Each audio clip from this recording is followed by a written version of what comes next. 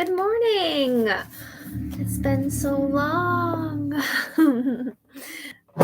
I am Renee. If you're new, we are going to read chapter 3 today of this book. Let me just get a drink real quick. And I maybe would be able to do something else too. I'd like to do a couple cards as well. And then we'll see, but we're going to jump right into this one first. The first agreement, the story of you. Be impeccable with your word. Oh, the light is coming in. I have my little thing out for the rainbows. For thousands of years, humans have tried to understand the universe, nature, and mainly human nature. It's amazing to observe humans in action all around the world, in all the different places and cultures that exist on this beautiful planet Earth. Humans make a lot of effort to understand, but in doing so, we make a lot of assumptions. As artists, we distort the truth and create the most amazing theories. We create entire philosophies and the most amazing religions. We create stories and superstitions about everything, including ourselves. And this is exactly the main point. We create them.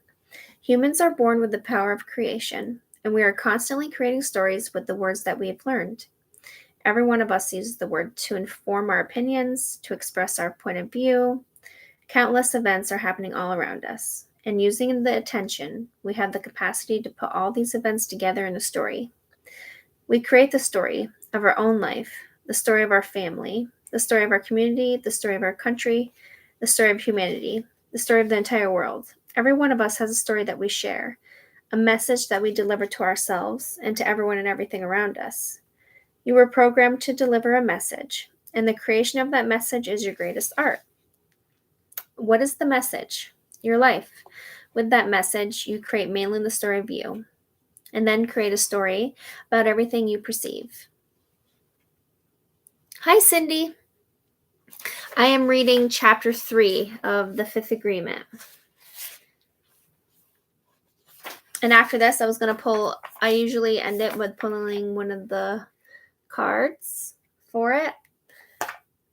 And I'm going to try to upload some other videos of some sound healing and some cards and stuff. I've been preoccupied lately. I hadn't been on in a minute. You create the story mainly of you, and then a story about everything you perceive. You create entire virtual reality in your mind, and you live in that reality when you think. You're thinking in your language. You're repeating in your mind all those symbols and mean something to you. You're giving yourself a message, and that message is the truth for you because you believe that it's the truth. The story of you is everything that you know about you. And when I say this, I'm talking to you. Knowledge, what you believe you are, not to you, the human, what you really are. As you can see, I make a distinction between you and you because one of you is real and one of you is not real. You, the physical human, are real. You are the truth. You, knowledge, you're not real. You're virtual. You only exist because of the agreements you made with yourself and with the other humans around you. You, knowledge, come from the symbols you hear in your head, from all the opinions of the people you love, from the people you don't love, the people you know, and mostly the people you'll never know. Who is talking in your head? You make the assumption that it's you. But if you're the one who is talking, then who is listening? You, knowledge, you're the one who is talking in your head, telling you what you are. You, the human, are listening, but you, the human, existed long before you had knowledge. You existed long before you understood all of those symbols, before you learned to speak, and just like any child, before he or she learns to speak, you were completely authentic. You didn't pretend to be what you're not without even knowing it. You trusted yourself completely. You loved yourself completely. Before you learned knowledge, you were totally free to be what you really are, because all those opinions and stories from other humans were not in your head already. Your mind is full of knowledge. But how are you using that knowledge? How are you using the word when it comes to describing yourself? When you look into yourself in the mirror, do you like what you see? Or do you judge your body and use all those symbols to tell yourself lies? Is it really true that you are too short or too tall? Too heavy or too thin? Is it really true that you're not beautiful? Is it really true that you're not perfect just the way you are? Can you see all the judgments that you have about yourself? Every judgment, just like an opinion, it's just a point of view. And that point of view wasn't there when you were born. Everything you think about yourself, everything you believe about yourself, is because you learned it. You learned the opinions from mom, dad, siblings, and society. They sent all those images of how a body should look.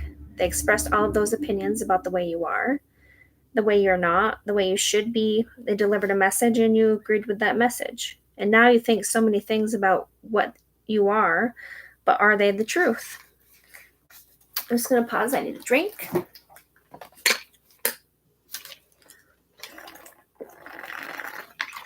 I put blackberries in my water today. You see, the problem is not really knowledge. The problem is believing in a distortion of knowledge. And that is what we call a lie. What is the truth and what is the lie? What is real and what is virtual? Can you see the difference, or do you believe that voice in your head every time it speaks and distorts the truth while assuring you that what you believe is the way things really are? Is it really true that you're not a good human and that you'll never be good enough? Is it really true that you don't deserve to be happy? Is it really true that you're not worthy of love? Remember, when a tree is no longer just a tree, can you learn a language, you interpret a tree, and judge a tree according to everything that you know? That's when a tree becomes the beautiful tree, the ugly tree, the scary tree, the wonderful tree. Well, you do the same thing with yourself. You interpret yourself and judge yourself according to everything that you know. That's when you become the good human, the bad human, the guilty one, the crazy one, the powerful one, the weak one, the beautiful one, the ugly one. You are what you believe you are. Then the first question is, what do you believe that you are? If you use your awareness, you will see everything you believe. And this is how you live in your life. Your life is totally dominated by the system of beliefs that you learned. Whatever you believe is creating the story that you're experiencing. Whatever you believe is creating the emotions that you're experiencing. And you may really want to believe that you are what you believe, but that image is completely false. It's not you. The real you is unique and is beyond everything that you know, because the real you is the truth. You, the human, are the truth. Your physical presence is real. What you believe about yourself is not real, and it's not important unless you want to create a better story for yourself. Truth or fiction, either way, the story that you're creating is a work of art. It's a wonderful story, a beautiful story, but it's just a story, and it's as close to the truth as you can get by using symbols. As an artist, there is no right or wrong way to create your art. There's just beauty or there's not beauty. There's happiness or there's not happiness. If you believe yourself to be an artist, then everything becomes possible again. Words are your paintbrush, and your life is the canvas. You can paint whatever you want to paint. You can even copy another's artist's work. But what you express with your paintbrush is the way you see yourself, the way you see the entire reality. What you paint is your life, and how it looks will depend on how you're using the word. When you realize this, it may dawn on you that the word is a powerful tool for creation. When you learn to use that tool with awareness, you can make history with the word. What history? Your life's history, of course, the story of you. The first agreement, be impeccable with your word. This brings us to the first and most important of the 4 agreements. Be impeccable with your word. The word is your power of creation, and that power can be used in more than one direction. One direction is impeccability, where the word creates a beautiful story, your personal heaven on earth. The other direction is a misuse of the word, where the word destroys everything around you and creates your personal hell. The word as a symbol has the magic and power of creation because it can reproduce an image, an idea, a feeling, or an entire story in your imagination. Just hearing the word horse can reproduce an entire image in your mind. That's the power of a symbol. But it can be even more powerful than that. Just by saying 2 words, The Godfather, a whole movie can appear in your mind. This is your magic, your power of creation, and it begins with the word. Perhaps you can understand why the Bible says, in the beginning was the Word, and the Word was with God, and the Word was God. According to many religions, in the beginning nothing existed, and the very first thing that God created was the messenger, the angel who delivers a message. You may understand the need for something that could transfer information from one place to another place. Of course, from nowhere to nowhere seems a little complicated, but it's very simple at the same time. In the very beginning, God created the Word, and the Word is a messenger. Then if God created the Word to deliver a message, and if the Word is a messenger, then what is it that you are? A messenger, an angel. The Word exists because of a force that we call life, intent, or God. The Word is the force. It is the intent, and that's why our intent manifests through the Word no matter what language we speak. The Word is so important in the creation of everything because the messenger starts to deliver messages. The entire creation appears out of nowhere. Remember God and Adam talking and walking together? God creates reality, and we recreate reality with the Word. The virtual reality that we create is a reflection of reality. That's our interpretation of reality by use of the Word. Nothing can exist without the Word because the Word is what we use to create everything that we know. If you notice, I'm changing all the symbols on purpose so you can see that the different expressions mean the exact same thing. The symbols can change, but the meaning is the same in all the different traditions around the world. If you listen to the intent behind the symbols, you will understand what I'm trying to say. Impeccability of the Word is so important because the Word is you, the messenger. The Word is all about the message you deliver, not just to everyone and everything around you, but the message you deliver to yourself. You're telling yourself a story, but is it the truth? If you're using the Word to create a story with self judgment and self rejection, then you're using the Word against yourself and you're not being impeccable. When you're impeccable, you're not going to tell yourself, I'm old, I'm ugly, I'm fat, I'm not good enough, I'm not strong enough, I'm never going to make it in life. You're not going to use your knowledge against yourself which means your voice of knowledge is not going to use the Word to judge you, find you guilty, and punish you. Your mind is so powerful that it perceives the story that you create. If you create self judgment, you create inner conflict, and that's nothing but a nightmare. Your happiness is up to you, and it depends on how you use the Word. If you get angry and use the Word to send emotional poison to someone else, it appears that you're using the Word against that person, but you're really using the Word against yourself. That action is going to create a like reaction, and that person is going to go against you. If you insult someone, that person may even harm you in response. If you use the Word to create a conflict, which your body may be injured, of course it's against you. Be impeccable with your Word really means never use the power of the Word against yourself. When you're impeccable with your Word, you never betray yourself. You never use the Word to gossip about yourself or to spread emotional poison by gossiping about other people. Gossiping is the main form of communication in human society, and we learn how to gossip by agreement. When we are children, we hear the adults around us gossiping about themselves and giving their opinions about other people, including people they don't even know. But now you're aware that our opinions are not the truth, they're just a point of view. Remember, you're the creator of your own life story. If you use the Word impeccably, just imagine the story that you're going to create for yourself. You're going to use the Word in the direction of truth and love for yourself. You're going to use the Word to express the truth in every thought, in every action, in every word you use to describe yourself, to describe your own life story. And what will be the result? An extraordinary, beautiful life. In other words, you're going to be happy. As you can see, impeccability of the Word goes much deeper than it seems. The Word is pure magic. And when you adopt the first agreement, magic just happens in your life. Your intentions and desires come easily because there is no resistance. There is no fear, there's only love. You are at peace and you create a life of freedom and fulfillment in every way. Just this one agreement is enough to completely transform your life into your personal heaven. Always be aware of how you are using the Word and be impeccable with your Word.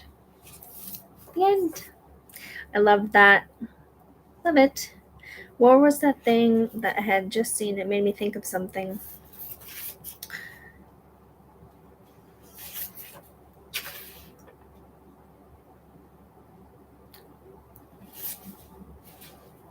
I don't know. It popped in before, but it's not there anymore. But let's pull a card. That is so true, though. Words are magic. Oh, that's not what to grab. 14 minutes. That's not too bad. My rainbows are kind of diminishing. I need to move my ball around. I'll get it and I'll show you guys. Okay, what does the collective need? Do a couple. Hold on a second. Okay. So we got the truth is silent. And today is the day of my last judgment. The truth doesn't come with words. It's simply that I just know. It's something that I can feel without words, and it's called silent knowledge. And then today is the very last day that I judge either myself or anybody else. It's the day that I accept myself just the way I am, and I accept everybody else just the way they are. The reward is my eternal happiness. I feel like there's one more.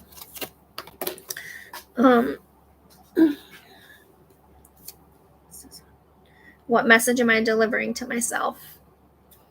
When I deliver truth and love to myself, I am happier. And just by being happier, the people around me benefit. My effort is really for everyone because my joy, my happiness, my heaven are contagious. Yeah, really, when we are like happy and like present and stuff, I feel like that helps radiate, around us and helps maybe fix a vibe that is not, especially not reacting. Maintaining our vibe, I think, is important as well. No judging others or ourselves.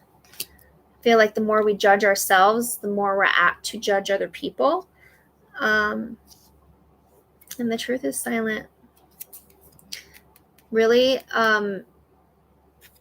tap into what feels right for you, because there's so many people that like to tell us what's right or wrong or how to do things. That's not true. There's no way, right or wrong way, to do things. It's however you feel. Even in the spiritual community, I feel like it's a really big thing. Question everything, question everyone. What you'll know, you'll feel the truth. So if it's your truth, you'll feel it. Like, if something resonates with you, then sure, you can take that, but don't pick up everything that you see. But yeah, that's all that for today. I try to do that. Accepting others much easier than self-acceptance. See, I don't know. Depending on, I feel like sometimes the situations for me, or maybe the person or the whatever, I'm getting better at accepting myself. I'm still struggling in certain aspects, but I'm getting better at envisioning, like what and who I want to be, or like even my physical aspects. And I feel like I have felt better. I even felt like I was losing weight. I was doing a little bit of things, but not a whole lot. But like I said, I was started thinking, envisioning, and feeling differently about myself, and I think it was definitely helped in the weight loss. When I start to judge others, a voice in my head says, "No, not right." Yeah, I feel like it's because it's probably like your higher self being like, "Hey, let's not do that." Mine does that too.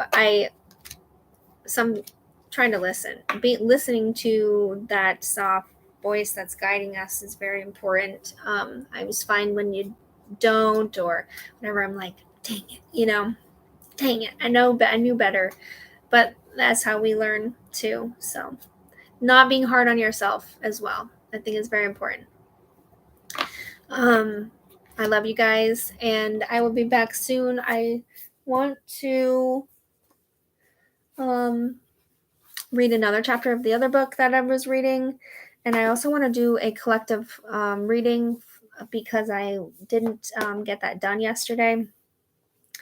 I'm thinking I could record it and then I will upload it onto here, so I can upload it onto the couple different platforms, unless I do a couple different ones, but I'm not sure yet. We'll see what happens.